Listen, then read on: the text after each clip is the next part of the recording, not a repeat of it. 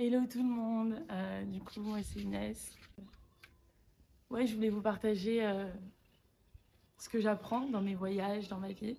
Et je trouve que YouTube c'est le best format parce que je peux faire des vidéos longues et que je peux expliquer vraiment ce que je vis et le partager aux gens et surtout faire passer mes messages. Et je me suis rendu compte pendant longtemps que je m'identifiais avec mon travail. C'est-à-dire que mon travail c'était mon identité et quand on me demandait qui j'étais, très souvent, je mettais mon travail. Donc je suis Inès, chef de cuisine. Beaucoup de gens font ça. Ça nous bloque dans notre vie parce que notre vision de nous-mêmes, elle se réduit à notre travail. On s'identifie avec notre travail parce que c'est normal, on passe 7 heures ou 8 heures par jour au travail si ce n'est plus. C'est ce qui nous donne de la sécurité, aussi une sécurité sociale, une sécurité financière. Et j'avoue que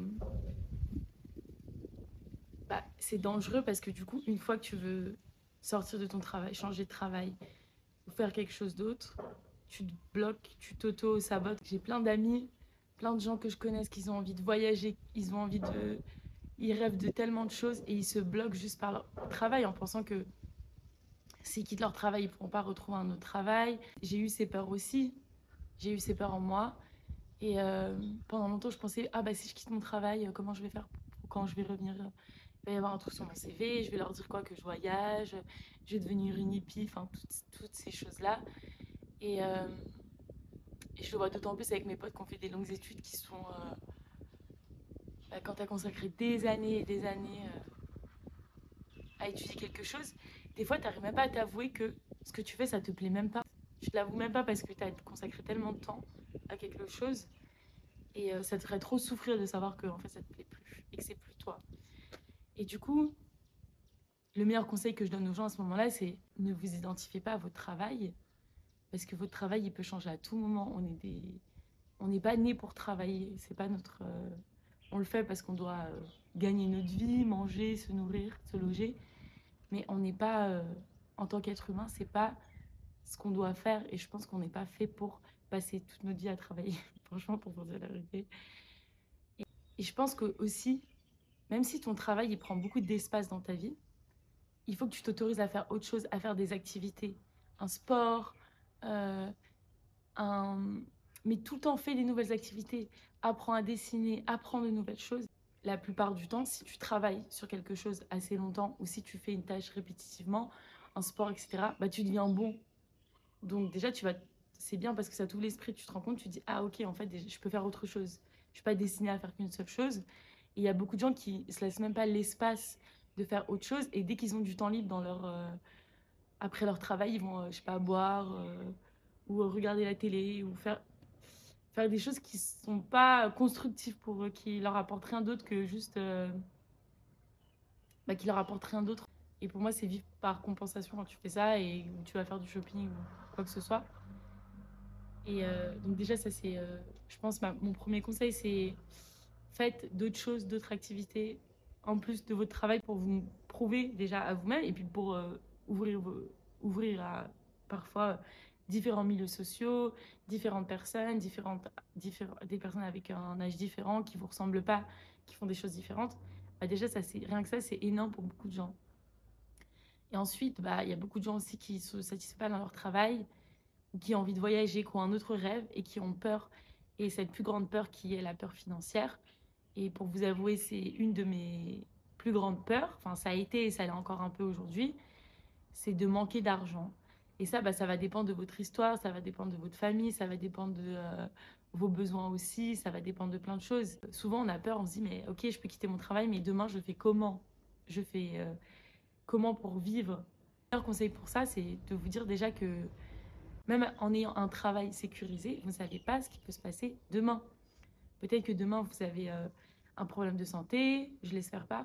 Ou peut-être que vous avez un problème dans votre maison ou quoi que ce soit, et vous allez devoir débourser une grande somme. Donc déjà, même en ayant votre travail, vous n'êtes pas safe. C'est une illusion. En fait, pour moi, c'est vraiment une illusion qu'on se crée.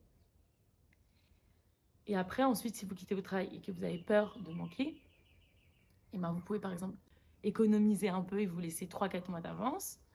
Sinon, ce que vous pouvez faire, c'est que vous pouvez réduire vos besoins parce que ça, c'est aussi quels sont vraiment nos besoins financiers. Beaucoup de notre argent, surtout quand on habite en ville, mais l'argent, pour moi, on la jette par la fenêtre. Et je suis désolée du terme, mais c'est de l'argent qu'on dépense à aller au restaurant, à boire des verres, à s'acheter des trucs inutiles. Parce que nos besoins, ils sont de plus en plus grands quand on habite dans des villes. Et je l'ai remarqué quand on n'est pas proche de la nature, parce qu'on est moins proche aussi de notre vraie nature. Et du coup, nos besoins augmentent. Quand on passe aussi beaucoup de temps sur les réseaux sociaux, nos besoins augmentent.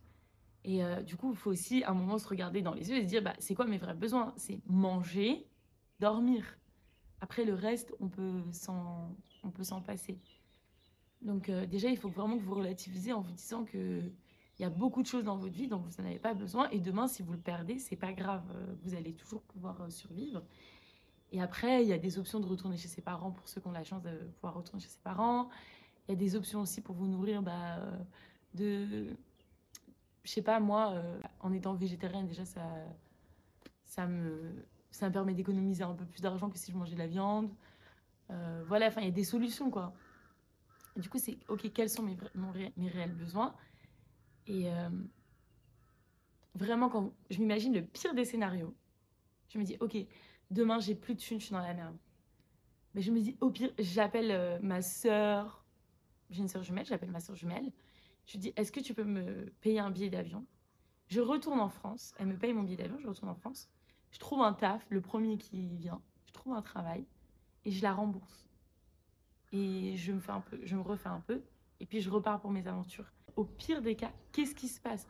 Genre dans la pire des situations. Et je pense que pour vraiment 90% des personnes qui m'écoutent, on a des solutions. On a un entourage qui peut nous aider. Et on a aussi. Puis même si c'est pas un membre de votre famille, ça peut être un pote. Vous savez que demain vous êtes dans la merde, il va vous aider. Et c'est pas être dépendant des gens, mais c'est se dire que dans tous les cas, on n'a pas grandi seul, on a grandi dans une sphère sociale, on a grandi avec des gens, on a cette capacité en France de pouvoir parler correctement, de pouvoir écrire, de pouvoir lire, on peut faire n'importe quel taf. Enfin, franchement, je peux faire n'importe quel taf, je m'en fous. Si demain j'ai pas d'argent, j'ai rien à manger, je ferai n'importe quel taf évidemment dans la limite des tafs légales et où je me respecte, mais voilà, je pourrais faire n'importe quel taf, je m'en fous. Et donc voilà, il faut se dire ça en mode, c'est pas la fin du monde de manquer, quoi. Et aussi, il faut s'en foutre du regard des autres. Par exemple, quand tu es dans un travail, tu vas dire, ouais, mais ils vont faire comment quand je pars? Ou tu vas penser aux autres qui sont autour de toi en te disant, mais qu'est-ce qu'ils vont penser de moi, genre mon patron et tout. Mais alors ça, il faut rien en avoir à faire. Demain, quand vous allez quitter votre travail, le travail, il va fonctionner pour eux. Tout va rouler. Même si toi, ton esprit te dit non, mais comme avec tout ce que je fais, non, je t'explique, ils vont se débrouiller. C'est des grands enfants. Et n'aie pas peur de ce qu'ils pensent. En fait, ton patron, c'est pas une autorité suprême. C'est des humains comme toi. C'est juste qu'ils sont dans une position hiérarchique plus haute. Mais il faut relativiser, il faut arrêter de les mettre sur un piédestal en disant mais qu'est-ce qu'ils vont penser? C'est pas vos parents, c'est pas le tribunal, c'est pas le professeur.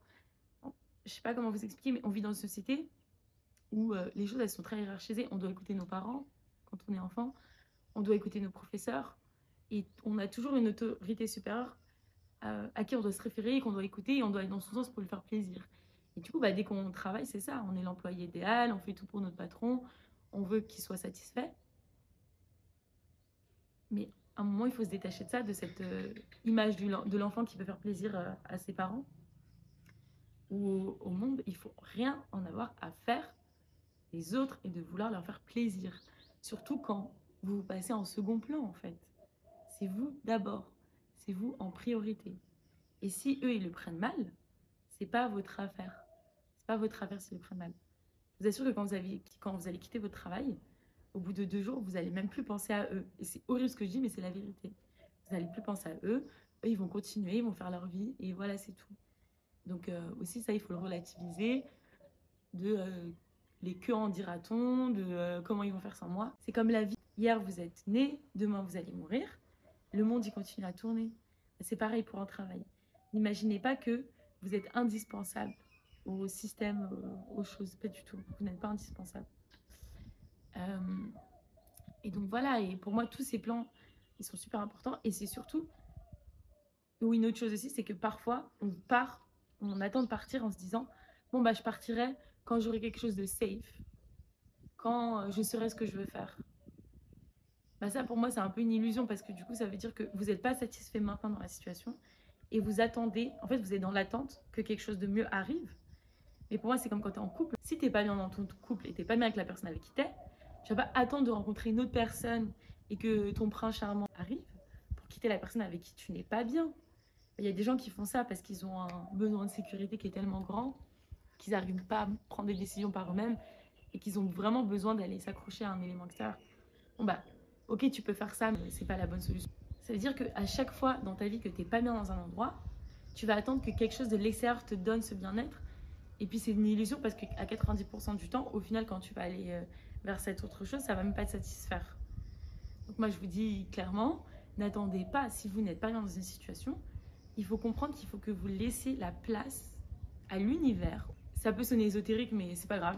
Je suis quelqu'un qui croit en la spiritualité, je suis quelqu'un qui croit en l'univers, qui croit en une force supérieure. L'univers, il a beaucoup de choses à vous offrir. Il a beaucoup de choses à vous faire vivre. C'est des étapes qu'on doit passer. Mais si vous ne laissez pas la place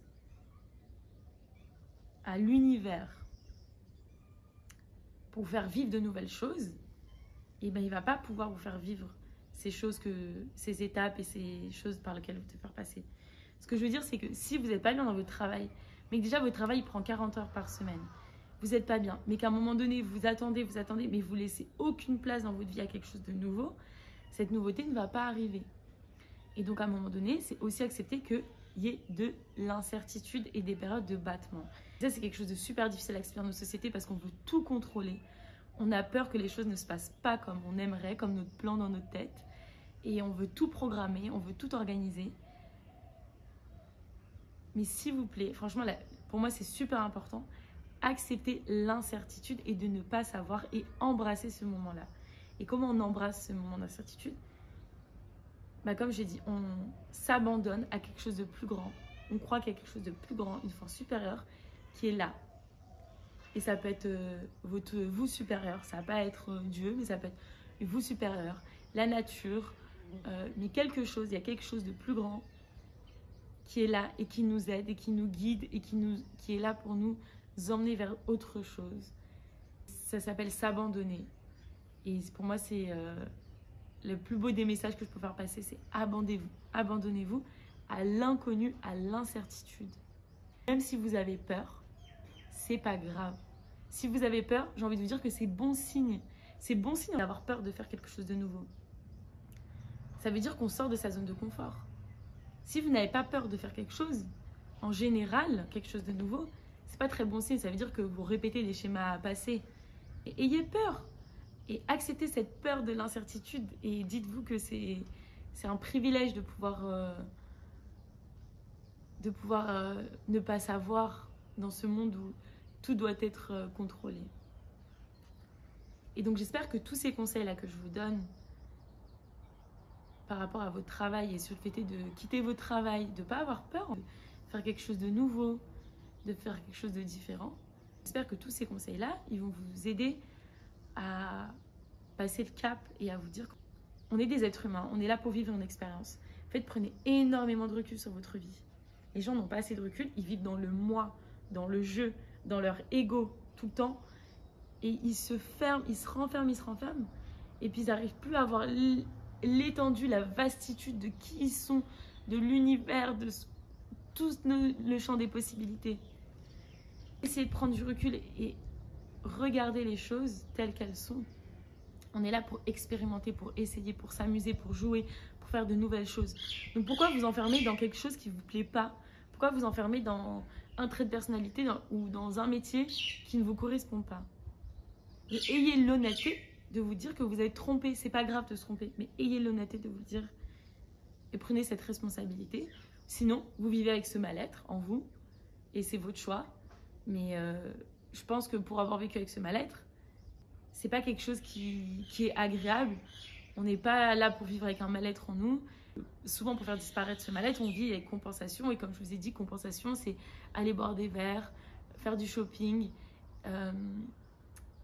aller des fois dans des relations qui ne correspondent pas aussi. Et ça, c'est vivre par compensation. Et vous pouvez le faire, mais vous avez comme un monstre qui a toujours faim et qui va jamais s'arrêter de manger. Vous avez été juste esclave de vos désirs, esclave de votre vie, et vous n'allez pas pouvoir créer la vie que vraiment vous voulez. Donc voilà. N'hésitez pas à partager en commentaire vos expériences, si avec cette vidéo vous allez réaliser quelque chose ou pas. J'espère que ça va vous aider.